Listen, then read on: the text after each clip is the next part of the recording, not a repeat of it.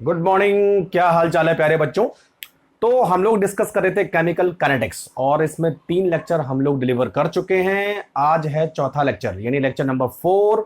और lecture number 4 में हम लोग पढ़ने वाले हैं, पहला हम पढ़ेंगे, देखिए, factor affecting rate of reaction, इसके बारे में डिस्कस करेंगे। दूसरा हम डिस्कस करेंगे रेट लॉ इक्वेशन, और साथ में हम लोग इसके पढ़ेंगे कांस्टेंट ऑफ रेट यानी रेट कांस्टेंट के बारे में पढ़ेंगे। ठीक है, उसके बाद हम लोग डिस्कस करेंगे यूनिट ऑफ रेट कांस्टेंट और थोड़ा सा डिस्कस होगा ऑर्डर ऑफ रिएक्शन पे। तो चलिए शुरू करते हैं ना। तो पहला हमारे पास है, फर्स्ट हेडिंग डालिए number 1, factor affecting, factors affecting rate of reaction, है ना, क्लियर। चलो ठीक है, अच्छा आर छोटा ही कर देते हैं, रेट ऑफ रिएक्शन को बड़ा है, रेट ऑफ रिएक्शन ये मेन है ना। कौन कौन से फैक्टर ऐसे हैं जो कि रेट ऑफ रिएक्शन को अफेक्ट करते हैं। नंबर वन हमारे पास है सबसे पहले टाइप्स ऑफ रिएक्टेंट, है ना बच्चों। अलग अलग रिएक्शन अलग अलग रेट से प्रोसीड होती है, डिपेंड करता है कि उसमें जो बॉन्ड एनर्जी है वो कैसी है ना। यानी 2 रिएक्टेंट हमारे पास है, एक रिएक्टेंट की बॉन्ड एनर्जी अलग है, दूसरे रिएक्टेंट की बॉन्ड एनर्जी अलग है, तो बॉन्ड को तोड़ने में अलग अलग एनर्जी लगती है, इसीलिए बच्चों अलग अलग रेट से कोई भी रिएक्शन प्रोसीड होती है। जैसे सपोज हमारे पास है 2NO प्लस O2, 2NO2, और सेम रिएक्शन हमारे पास 2CO प्लस O2, 2CO2। ये रिएक्शन फास्ट होती है, ये रिएक्शन स्लो होती है ना। रीजन क्या हमारे पास, ये रिएक्शन फास्ट होती है, ये रिएक्शन स्लो क्यों होते हैं? क्योंकि जो हमारे पास, हाँ आ जाओ दोबारा, थोड़ा डिस्टर्ब हो गया। ये रिएक्शन फास्ट क्यों होती है? क्योंकि जो मॉलिक्यूल की बॉन्ड एनर्जी है वो अलग अलग है, इस मॉलिक्यूल की बॉन्ड एनर्जी अलग है, इस मॉलिक्यूल की बॉन्ड एनर्जी अलग है। ठीक है, दोनों की बॉन्ड एनर्जी अलग होने की वजह से रिएक्शन करने में यानी बॉन्ड को तोड़ने में, बॉन्ड बढ़ने में टाइम लगता है, तो बॉन्ड एनर्जी की वजह से अलग अलग टाइम पे रिएक्शन होती है, तो कोई फास्ट होगी कोई स्लो होगी। क्लियर। दूसरा हमारे पास है, सबसे इंपॉर्टेंट है कॉन्सेंट्रेशन, कॉन्सेंट्रेशन ऑफ रिएक्टेंट्स। ठीक है बच्चों, देखो आप रिएक्टेंट की कॉन्सेंट्रेशन बढ़ाओगे तो रेट ऑफ रिएक्शन बढ़ेगा, सीधी सी बात है। तो increase rate of reaction by increasing concentration of reactants. जितना आप फ्यूल देते जाओगे गाड़ी उतनी तेज भागेगी। ठीक है, सी। उसके बाद है हमारे पास टेम्परेचर, ठीक है भाई, जितनी ज्यादा आप हीट दोगे, जितना ज्यादा आप टेम्परेचर दोगे, रेट ऑफ रिएक्शन उतना ही फास्ट होगा, माना है ना। तो increase rate of reaction by increasing temperature. आपने पढ़ा होगा ना, बहुत सारी रिएक्शन ऐसे कम टेम्परेचर पे स्लो होती है, जैसे जैसे आप टेम्परेचर बढ़ा देते हो रेट ऑफ रिएक्शन बढ़ जाता है। यानी कम टेम्परेचर पे वो कभी भी होती नहीं है, कुछ ऐसी रिएक्शन है कम टेम्परेचर पे प्रोसीड होती नहीं है, लेकिन जैसे आपने टेम्परेचर बढ़ाया तो रिएक्शन होने लगी, यानी तेज चलने लगी, फास्ट होने लगी। डी। उसके बाद है बच्चों हमारे पास है प्रेजेंस ऑफ कैटलिस्ट, है ना, प्रेजेंस ऑफ कैटलिस्ट। ठीक है, कैटलिस्ट का क्या काम होता है? एनर्जी ऑफ एक्टिवेशन को कम कर देना। तो सीधी सी बात है कि जल्दी से मॉलिक्यूल प्रोडक्ट में कन्वर्ट होंगे, तो कैटलिस्ट क्या करता है? रेट ऑफ रिएक्शन को बढ़ा देता है विदाउट कंज्यूमिंग इटसेल्फ। अपने आप को डिस्ट्रॉय नहीं करता है, लेकिन रिएक्टेंट को प्रोडक्ट में कन्वर्ट कर देता है। ठीक है, तो हमें बोल सकते हैं catalyst increasing rate of reaction without consuming, है ना, विदाउट कंज्यूमिंग इटसेल्फ। ये तो वह ठीक है, अपने आप को बचा के प्रोडक्ट रिएक्टेंट को प्रोडक्ट में कन्वर्ट कर देता है। ठीक है बच्चों, उसके बाद हमारे पास है ABCDE, प्रेजेंस ऑफ कैटलिस्ट। उसके बाद है बच्चों हमारे पास प्रेजेंस ऑफ लाइट, है ना। देखो लाइट, देखो आपने कई सारी ऐसी रिएक्शन देखी होंगी जो डार्क में नहीं होती है, लेकिन जैसे ही उनको अगर मैं धूप में लाते हैं, है ना, फोटोलाइस हम क्या बोलते हैं उसको, जैसे सनलाइट में उसको लाते हैं तो इजीली वो प्रोसेड हो जाती है। ऐसी रिएक्शन जो सनलाइट की प्रेजेंस में होती है उनको हम बोलते हैं फोटोकेमिकल रिएक्शन। ठीक, तो एक एग्जांपल हमारे पास है Cl2 प्लस H2 और यहां पे हमने लिखा है H न्यू, तो बनता हमारे पास 2HCl। This reaction only happen in the presence of light, this will not take place in the dark. तो डार्क में तो होती नहीं है, या हम ऐसा बोल सकते हैं कि डार्क में इसका रेट ऑफ रिएक्शन बहुत कम है, ना के बराबर प्रोडक्ट बन रहा है, इसका मतलब नहीं हो रही रिएक्शन। लेकिन जैसे आपने जो है इसमें लाइट दी तो ये रिएक्शन फटाफट से फॉरवर्ड डायरेक्शन में जाने लगी, तो इस रिएक्शन को हम बोलेंगे फोटोकेमिकल रिएक्शन। क्लियर हो गया। तो 1 2 3 4 5 और देख लेते हैं कौन कौन सा हमारे पास सरफेस एरिया। हाँ एक और है भाई, ABCDE और F, है ना। Surface area of reactant, area of reactants, है ना। सीधी सी बात है, अगर रिएक्टेंट का सरफेस एरिया बढ़ेगा तो रेट ऑफ रिएक्शन भी बढ़ेगा, है ना। Increase surface area increase rate of reaction. जितनी भी एंजाइमेटिक या एंजाइम कैटालाइज्ड रिएक्शन होती है उसमें सरफेस एरिया बहुत इंपॉर्टेंट होता है ना, कैटलिस्ट के केस में। तो जैसे जैसे रिएक्टेंट का सरफेस एरिया बढ़ेगा रेट ऑफ रिएक्शन भी बढ़ेगा। तो नोट करो जरा फटाफट भाई। तो ये 6 रीजन हमारे पास है, 6 फैक्टर हमारे पास है जो रेट ऑफ रिएक्शन को बढ़ाते हैं। ठीक है भाई, चलो नोट करते जाओ फटाफट, फिर मैं नेक्स्ट चीजें आपको बताता हूं, है ना। अब बच्चों हम बात करते हैं रेट लॉ। तो एक तो हमारे पास हो गया factor affecting rate of reaction, ये आपने देख ही लिया कौन कौन से फैक्टर होते हैं, बस ध्यान में रखना है ना, इतना हार्ड एंड फास्ट तो है नहीं।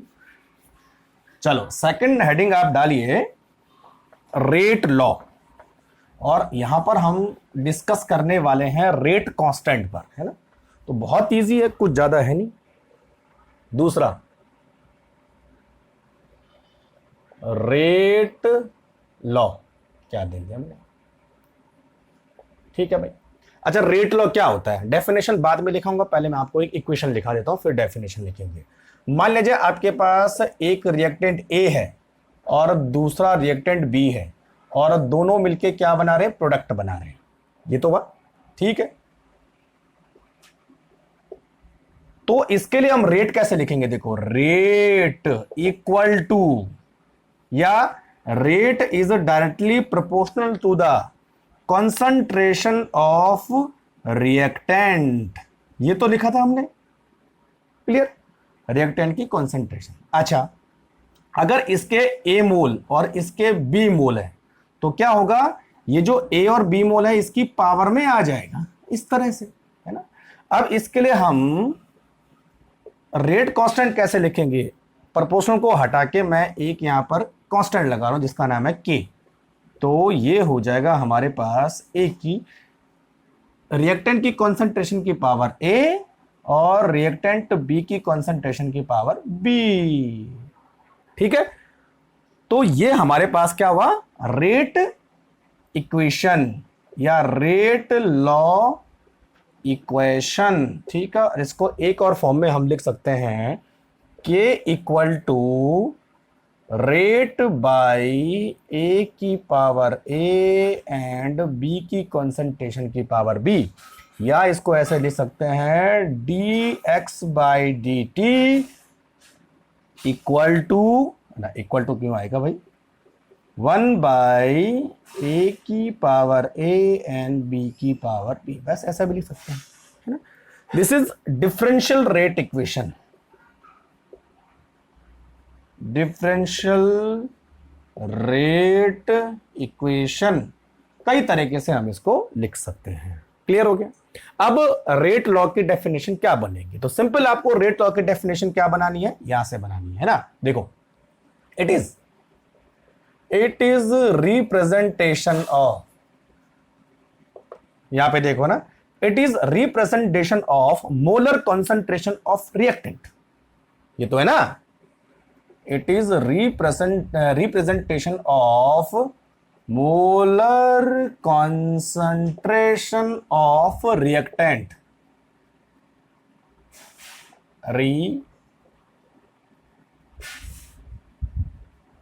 रिएक्टेंट्स, ठीक है, इन द इक्वेशन।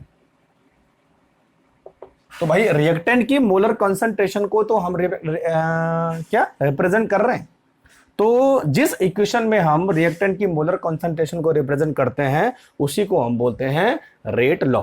क्लियर। और यहां पर जो के है ना, के का मतलब क्या हुआ, समझ ही होंगे, it is velocity constant, velocity constant या रेट कांस्टेंट, ये तो हुआ रेट कांस्टेंट। क्लियर हो रहा है, बहुत इजी है, कुछ बहुत बड़ी बात तो करनी है। तो जब भी आप रेट कांस्टेंट लिखोगे ऐसे ही लिखना है ना किसी इक्वेशन के लिए। तो रेट कांस्टेंट जो हमारे पास है वो इनवर्सली प्रोपोर्शनल होता है किसके, रिएक्टेंट की कॉन्सेंट्रेशन के। ठीक है, क्लियर हो रहा है, चलो फटाफट लिखो जरा से, समझ में आ रहा है, इजी, कुछ बहुत बड़ी बात तो है नहीं, है ना।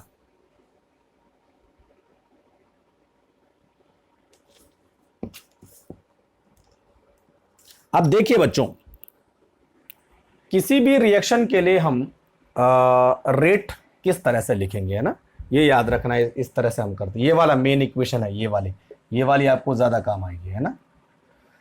चलो अब देखो,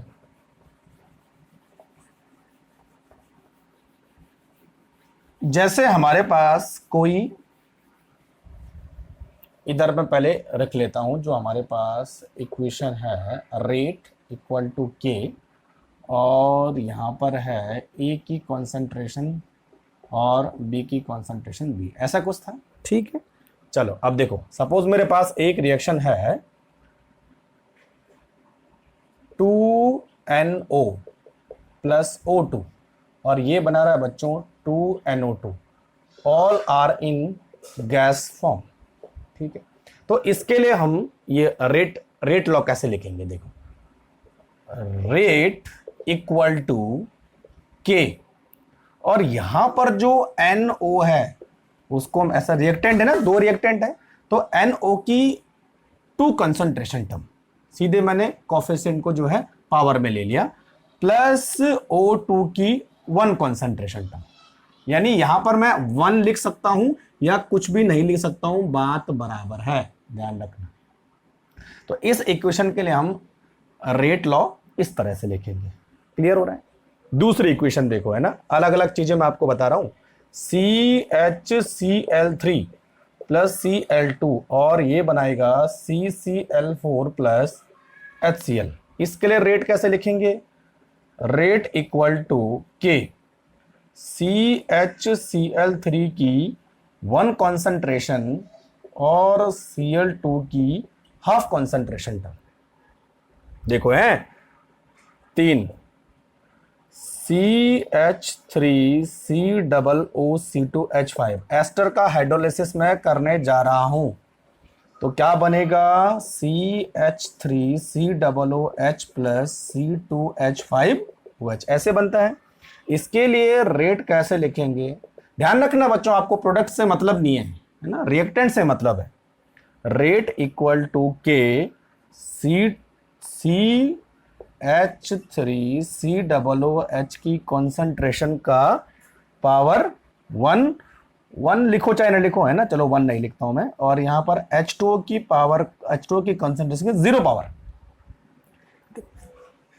अब मैं आपको ये बताता हूं कि किसी भी रिएक्शन के लिए हमने रेट इस तरह से क्यों लिखा है। एक तो बच्चों आपको सबसे पहले यह समझना है कि किसी भी रिएक्शन के लिए जो रेट होता है वो एक्सपेरिमेंटली हम पता कर सकते हैं, थ्योरेटिकली हम नहीं पता कर सकते। पहली बात तो ये, थ्योरेटिकली नहीं पता कर सकते। क्लियर हो रहा है, ठीक है। दूसरी चीज, जो भी यहां पर ये जो टर्म्स लिखा है ना, इस टर्म्स को हम क्या बोलते हैं, स्टोइकियोमेट्रिक कोएफिशिएंट, है ना। This terms is called stoichiometric coefficient ऐसे बोलते हैं, है ना। और ये जो टर्म्स है ना, इसको हम बोलते हैं ऊपर आया, ठीक है। पावर और exponent of molar concentration of reactants, ये तो हुआ exponent of molar concentration of reactant. Clear हो रहा है। अब देखिए, कुछ ऐसी रिएक्शन हैं जिनमें जो स्टोइकियोमेट्रिक कोएफिशिएंट होता है किसी बैलेंस रिएक्शन का, क्या बोला मैंने, स्टोइकियोमेट्रिक कोएफिशिएंट होता है किसी बैलेंस रिएक्शन का, वो डायरेक्ट मोलर कॉन्सेंट्रेशन की पावर में रिप्रेजेंट होता है। जैसे यहां पर 2 है तो ये 2 हो जाएगा, यहां पर 1 है तो 1 हो जाएगा। क्लियर। तो कुछ रिएक्शन में ऐसा होता है, लेकिन कुछ रिएक्शन में ऐसा नहीं होता है। यहां पर इसका स्टोइकियोमेट्रिक कोएफिशिएंट है 1, इसका भी 1 है, लेकिन इसके लिए तो 1 आ गया, लेकिन बच्चों इसके लिए हाफ ही रह गया है। This is half concentration terms of Cl2, यानी Cl2 की जो कॉन्सेंट्रेशन है वो हाफ ही हमने ली है। यहां पर 1 था, लेकिन देखो रिफ्लेक्ट नहीं हो रहा है ना, तो ये मत सोचना है कि इसी को हम डायरेक्ट पावर बना लिया, ऐसा नहीं होता है। इसलिए मैंने कहा कि इसको एक्सपेरिमेंटली हम पता करते हैं, डायरेक्ट किसी बैलेंस इक्वेशन को देख के आप उसका रेट पता कर लो, ऐसा मुश्किल होता है। यहां पे देखिए, इसकी कोएफिशिएंट 1 है, इसका कोएफिशिएंट भी 1 है, लेकिन रेट के हिसाब से केवल इसी के कोएफिशिएंट को, अरे ये मैंने गलत लिख लिया ना, ये एस्टर है ना। ओ हो क्या हो रहा है, ये क्या हो रहा है भैया, ये क्या हो रहा है। CH3COOC2H5, हाँ इसको ऐसे लिखना था, ऊपर नहीं लिखना था, है ना। तो इसकी 1 कॉन्सेंट्रेशन एंड H2O की 0 कॉन्सेंट्रेशन, अब समझ में। तो बच्चों देखो, यहां पर जो रेट है वो एस्टर की कॉन्सेंट्रेशन पे डिपेंड कर रहा है, H2O की कॉन्सेंट्रेशन पे डिपेंड नहीं कर रहा है, क्योंकि ये 0 लिखा है मैंने ऊपर, जबकि इसका कोएफिशिएंट 1 है। तो कंक्लूजन ये है कि किसी भी बैलेंस इक्वेशन में स्टोइकियोमेट्रिक कोएफिशिएंट को देख के आप उस रिएक्शन का रेट पता नहीं कर सकते हो। उसके लिए आपको उस रिएक्शन का पता होना चाहिए कि वो रिएक्शन किस तरह से जा रही है और किस रिएक्टेंट की कॉन्सेंट्रेशन के कितने टर्म्स पे, कितनी पावर पे वो रेट डिपेंड करता है। क्लियर हो गया। तो नोट करो इसे फटाफट जरा।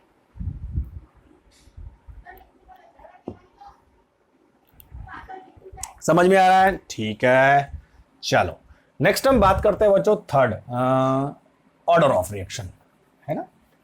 ऑर्डर ऑफ रिएक्शन बहुत इजी है, कुछ नहीं करना है आपको, बस केवल समझना है, समझना भर है बस, ठीक है। चलो देखो, तो थर्ड हेडिंग हमारे पास है ऑर्डर ऑफ रिएक्शन, और इससे कई बार क्वेश्चन आता है कि first order, second order, zero order reaction कौन सी होती है। तो थर्ड हेडिंग है ऑर्डर ऑफ रिएक्शन, है ना बच्चों।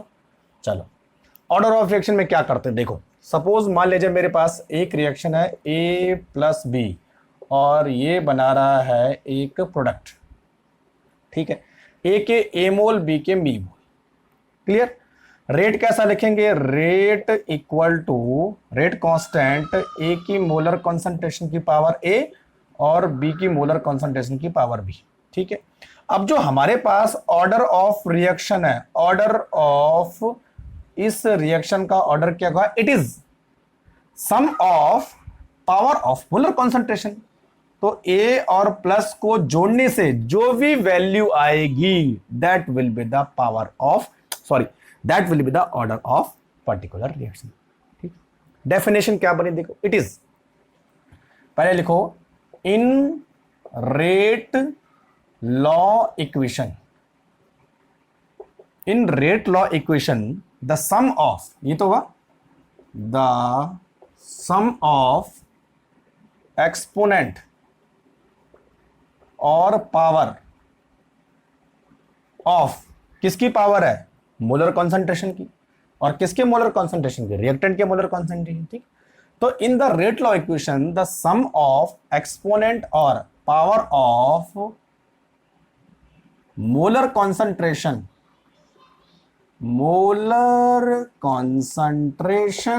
Of reactant is called order of reaction. ये तो है ना भाई, किसी भी रिएक्शन में आपने जो हमारे पास रिएक्टेंट है उनकी मोलर कॉन्सेंट्रेशन की जो भी पावर बनेगी, उन दोनों पावर को आप जोड़ दोगे तो जो भी वैल्यू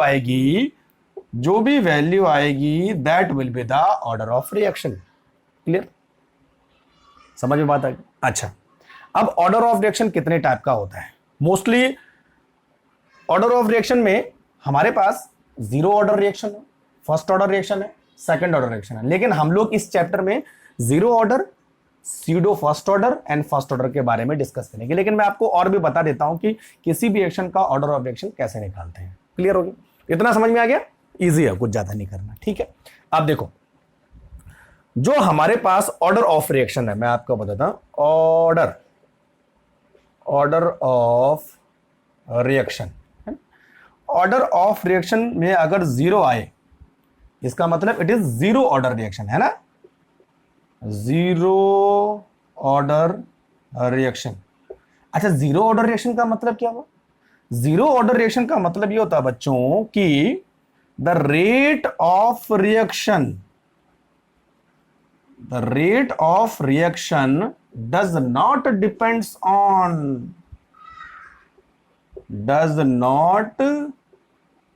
डिपेंड्स ऑन क्या? Concentration of any reactants. भाई वो रिएक्टेंट की कॉन्सेंट्रेशन पे डिपेंड करता ही नहीं है, उसी रिएक्शन को हम बोलेंगे जीरो ऑर्डर रिएक्शन।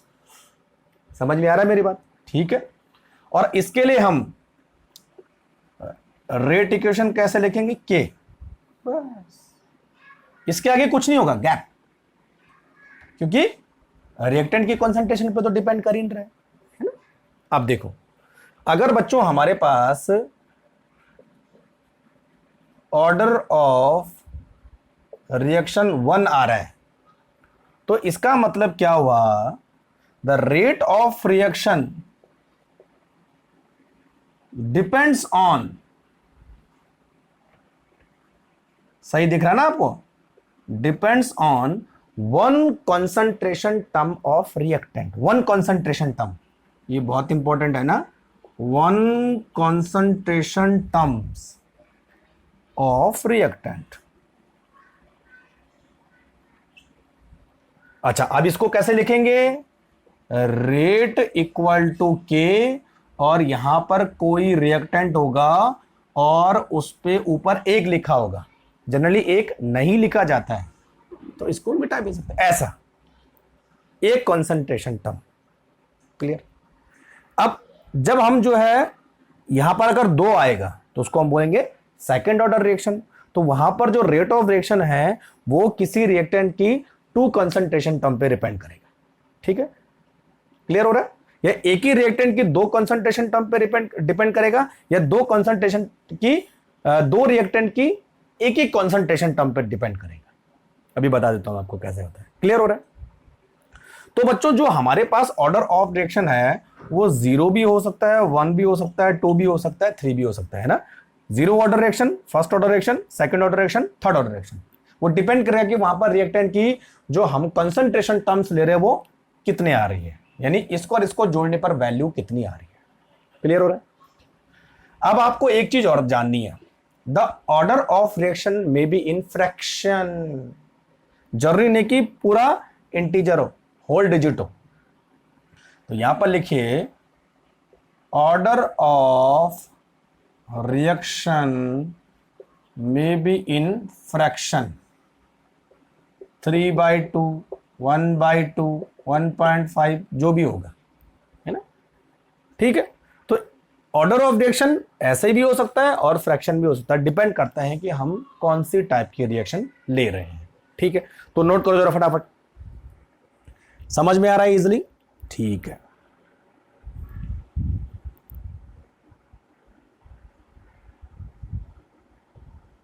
चलो, है ना?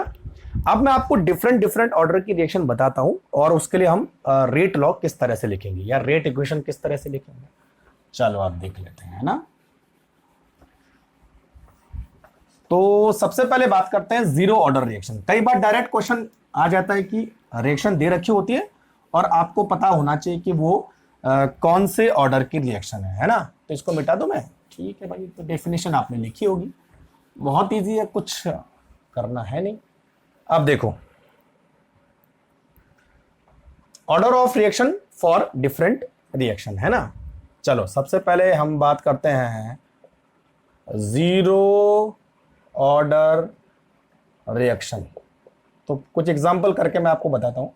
जीरो ऑर्डर रिएक्शन के लिए एक एग्जांपल मेरे पास है H2 प्लस Cl2 2HCl। तो इसके लिए रेट कैसा लिखेंगे बच्चों, रेट इक्वल टू K। बस इसका मतलब ये हुआ कि जो रेट ऑफ रिएक्शन है वो इन दोनों की कंसंट्रेशन पे डिपेंड नहीं करता है।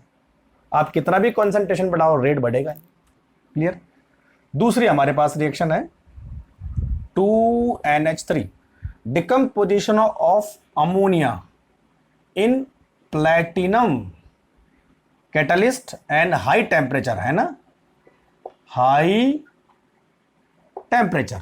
तो क्या बनेगा बच्चों, N2 प्लस 3H2। ये भी जीरो ऑर्डर रिएक्शन है। अमोनिया की कंसंट्रेशन आप कितनी भी बढ़ा लो तो रेट ऑफ रिएक्शन नहीं बढ़ने वाला है। तो rate directly proportional to the rate constant. Clear. दूसरा 2HI और गोल्ड सरफेस लो, गोल्ड कैटलिस्ट हमने लिया है, हाई टेम्परेचर रखा है, H2 प्लस I2। तो अगेन यहां पर भी जो रेट है वो किसके बराबर होगा, रेट कांस्टेंट के बराबर होगा। तो इसका मतलब क्या हुआ कि ये भी जीरो ऑर्डर रिएक्शन है। तो बच्चों ध्यान रखना, ये तीनों जीरो ऑर्डर रिएक्शन है जहां पर जो रेट ऑफ रिएक्शन है वो इन तीनों की यानी रिएक्टेंट की कंसंट्रेशन पे डिपेंड नहीं करता है। It is independent of concentration of reactant. Clear. अब बात करते हैं first order reaction. First order reaction, decomposition of N2O5। देखो N2O5 दो मैंने यहां पर मॉलिक्यूल लिए, इसको आप डिकम्पोज करोगे तो क्या बनेगा, 4NO2 प्लस 4 8 2O2। अब देखो ये गलती मत करना कि इसका जितना स्टैक्योमेट्रिक कोफिशिएंट है उसको डायरेक्ट आप पावर में ले लो, ऐसा नहीं होता है ना। तो यहां पर जो बच्चों रेट है वो N2O5 की 1 कंसंट्रेशन टर्म के बराबर है। ध्यान रखना 1 कंसंट्रेशन, 2 नहीं लिखा मैंने डायरेक्ट, मैंने बोला था ये डिफरेंट हो सकता है कंसंट्रेशन टर्म्स, यानी power of molar concentration may be different from the stoichiometric coefficient. तो this in this reaction the rate of reaction is depends upon 1 concentration term. ध्यान रखना है ना। देखो मैं क्या लिखता हूं पर, रेट ऑफ रिएक्शन जैसे मैंने बोला था is depends on 1 concentration term, 1 concentration terms of N2O5 है ना। भले हमने यहां पे 2 मॉलिक्यूल ले रखे हैं, 2 मोल ले रखे हैं सॉरी, लेकिन वो एक ही के डिपेंड करेगा, तो ये लिखने की जरूरत है नहीं। This is first order reaction. समझ में आ रहा है। अब बात करेंगे third order second order reaction है ना। सेकंड ऑर्डर रिएक्शन यहां पर 2 पे डिपेंड करेगा है ना। देखो हम लेंगे NO2 2NO2 प्लस F2 और यहां बनेगा 2NO2F। क्लियर। ठीक। अच्छा अब देखो ये 2 है, ये 1 है, लेकिन इसकी एक और इसकी एक पे डिपेंड करेगा। The rate of reaction is depends upon 1 concentration term of NO2 and 1 concentration of F। ये ऐसा लिखेंगे इसे, इसकी एक कॉन्सेंट्रेशन टर्म, इसकी एक कॉन्सेंट्रेशन, तो एक और एक जोड़ के 2 ही तो जाएगा। This will be the second order reaction. समझ में आ रही बात। तो लिखने के तरीके अलग अलग है ना। क्लियर। आप ऐसा नहीं बोल सकते कि कोएफिशिएंट को आप पावर बना लो डायरेक्ट वो ऑर्डर ऑफ रिएक्शन हो जाएगा, ऐसा गलत होता है। क्लियर। अच्छा, अब मैं एक रिएक्शन आपको और बताता हूं जिसमें फ्रैक्शन आता है, फ्रैक्शन है ना। देखो CH3CHO क्या है भाई, ये एसिड एल्डिहाइड, और इसको आप डिकम्पोज करोगे तो क्या बनेगा, CH4 प्लस CO, ऐसे बनेगा। ठीक है। अच्छा, यहां पर जो कॉन्सेंट्रेशन टर्म है, रेट ऑफ रिएक्शन ऐसे कुछ है, is depends upon concentration of CH3CHO 1.5। ये देखो भाई बड़ा मजेदार आ गया, यानी वो CH3CO की 1.5 कॉन्सेंट्रेशन टर्म पे डिपेंड करता है। 1.5 मतलब फ्रैक्शन में आ गया, भले ही इसका कोएफिशिएंट यहाँ पर 1 है, लेकिन वो उसके 1.5 टर्म्स पे डिपेंड कर रहा है। तो ये बच्चों हम अलग अलग ऑर्डर ऑफ रिएक्शन इस तरह से हम रिप्रेजेंट करेंगे। क्लियर हो रहा है? नोट करो फटाफट जरा। ठीक है, चलो अब हम लोग डिस्कस करेंगे कि अगर आपको कोई इक्वेशन दे रखी हो, रेट इक्वेशन दे रखी हो, तो उसमें हम ऑर्डर ऑफ रिएक्शन किस तरह से पता करेंगे। ठीक है बच्चों, तो चलो 2 क्वेश्चन मेरे पास है, 1 बाय 1 देख लेते हैं उसे, है ना। आपने किसी रिएक्शन का ऑर्डर ऑफ रिएक्शन मालूम करना है और आपको उसका रेट इक्वेशन दे रखा है। ठीक है, तो कैसे करेंगे, थोड़ा सा मैं कैलकुलेशन, आप कैलकुलेशन तो क्या है, छोटी मोटी बस करना है ना। देखो बच्चों, देखो देखो देखो देखो देखो, एक रेट इक्वेशन हमारे पास है, रेट इक्वल टू के, और ए की कॉन्सेंट्रेशन कितनी यहां पर दे रखे है, 1/2, ए की कॉन्सेंट्रेशन की पावर 1/2 और बी की कॉन्सेंट्रेशन की पावर 3/2। तो इसके लिए ऑर्डर ऑफ रिएक्शन क्या होगा,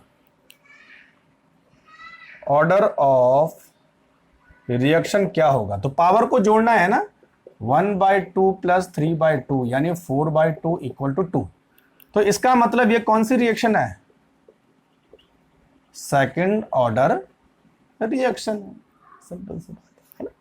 दूसरा हमारे पास है, एक तो पहला हो गया, दूसरा हो गया रेट इक्वल टू के, और यहां पर ए की कॉन्सेंट्रेशन की पावर है 3/2 और बी की कॉन्सेंट्रेशन की पावर है -1, -1 है, हाँ ठीक है, -1, ठीक है। तो ऑर्डर ऑफ रिएक्शन क्या होगा, ऑर्डर ऑफ रिएक्शन क्या होगा भाई, 3/2 -1, 2 कम 2, 3/2 2, 1/2 है ना। तो हाफ ऑर्डर रिएक्शन हो जाएगी ये। क्लियर हो गया भाई, हाफ ऑर्डर रिएक्शन। ठीक है, तो बस सिंपल सी बात है, आपको क्या करना है, पावर को ही प्लस करना है बस, तो डायरेक्ट क्या हो जाएगी, ऑर्डर ऑफ रिएक्शन मिल जाएगी। ठीक है, समझ में बात आ गई। चलो अब लास्ट हम लोग डिस्कस करते हैं बच्चों, unit of rate constant, unit of rate constant है ना। चलो थोड़ा सा बस बाकी खत्म करते हैं चैप्टर को। ऑर्डर ऑफ रिएक्शन हो गया। चलो, तो रेट कांस्टेंट जो के है हमारे पास, उसके लिए फर्स्ट ऑर्डर, जीरो ऑर्डर और सेकंड ऑर्डर जब रिएक्शन हो तो रेट कांस्टेंट कैसे पता करेंगे ना, बहुत इजी है, कुछ ज्यादा करना है। ठीक है, यूनिट ऑफ रेट कांस्टेंट यानी के for different order of reaction, है ना। ठीक है भाई, चलो अब देखो यूनिट पता करनी हमें, तो पहले इक्वेशन लिख देते हैं, A प्लस बी, है ना। तो इन दोनों के ए मोलर प्रोडक्ट बन रहा है ना। इसके लिए हम रेट कैसे लिखते हैं, रेट इक्वल टू क्या लिखेंगे, के, ए की मोलर कंसंट्रेशन की पावर ए और बी की मोलर कंसंट्रेशन की पावर बी, ऐसा कुछ था। ठीक है, तो हमने आगे लिखा था के इक्वल टू, ऐसा कुछ था, रेट बाई ए की पावर ए और बी की पावर बी, ऐसा कुछ था। ठीक है, अब देखो बच्चों, जो हमारे पास रेट है ना, रेट, वो क्या है, D x by D T, ये तो है। और ये दोनों क्या हमारे पास, मोलर कॉन्सेंट्रेशन, समझो आप, है ना, ये दोनों मोलर कॉन्सेंट्रेशन है। अच्छा, जो x है, x का मतलब भी मोलर कॉन्सेंट्रेशन ही होता है। Clear, x is molar concentration. ठीक है, तो इसका मतलब जो मोलर कॉन्सेंट्रेशन है उसको हम किस तरह से रिप्रेजेंट करते हैं, मोल पर लीटर, मोल पर लीटर, ये तो होता है। और जो बच्चों t है, t का मतलब होता है टाइम, और टाइम को हम लिखते हैं सेकंड। तो जहां जहां dx है वहां हम लिखेंगे मोल पर लीटर, और t को हम लिखेंगे सेकंड। ठीक है, और इन दोनों को भी हम लिखेंगे मोलर कॉन्सेंट्रेशन। लेकिन बच्चों ध्यान रखना कि मोलर कॉन्सेंट्रेशन की पावर n हो जाएगा, क्योंकि पावर में आएगा। क्लियर, तो अब इस इक्वेशन को हम कैसे लिख सकते हैं, देखो इसको, है ना, इसको हम कैसे लिखेंगे, k इक्वल टू 1 बाई नहीं होगा, ये होगा बच्चों, हाँ, मोल per litre second into 1 by concentration की पावर n, ऐसा समझ में बात आ रही। इन दोनों को मैंने कॉन्सेंट्रेशन की पावर n ले लिया, और ये मोल पर लीटर, और नीचे क्या हुआ, ये dx यानी मोल पर लीटर, है ना, और नीचे क्या हुआ, सेकंड। इसी से हम बस अब आगे यूनिट पता करेंगे। ठीक, तो number 1, for zero order reaction. अब देखो जीरो ऑर्डर रिएक्शन के लिए क्या करेंगे, आपको पता है जीरो ऑर्डर रिएक्शन में जो रिएक्टेंट की कॉन्सेंट्रेशन है उसकी पावर क्या हो जाएगी, जीरो हो जाएगी। ये तो हुआ, देखो यहां dx बाई dt रहेगा, तो यानी मोल per litre by second into 1 by concentration की पावर 0। और जब बच्चों किसी टर्म्स की पावर 0 होती है तो उसको क्या लिखते हैं, 1 लिखते हैं, है ना। तो इसको सिंपल सी बात है, अगर सॉल्व करोगे तो मोल पर लीटर सेकंड माइनस 1 आ जाएगा, बात खत्म। तो ये जीरो ऑर्डर के लिए रेट कांस्टेंट की यूनिट हो गई। क्लियर भाई। दूसरा, फॉर फर्स्ट ऑर्डर रिएक्शन, है ना, फर्स्ट ऑर्डर रिएक्शन में जो कंसंट्रेशन की पावर होगी वो होगी 1। क्लियर, तो अब देखो mole per litre by second, है ना, इनटू 1 बाई